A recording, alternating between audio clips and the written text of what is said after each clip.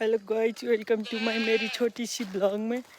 म आज चाहिँ घर छु। घरबाट म चाहिँ माइला बाका घरमा जाँदैछु है।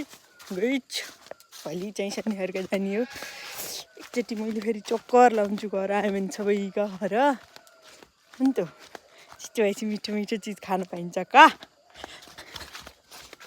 घर आएको भएपछि माया गर्छन् नि त।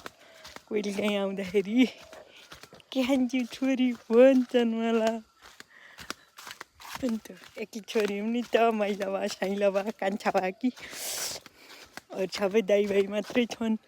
एउटी छोरी छु, दुईटी दिदीहरू हुनुहुन्छ जेठा भए कि।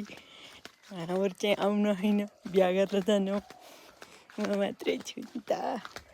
आइसक्यो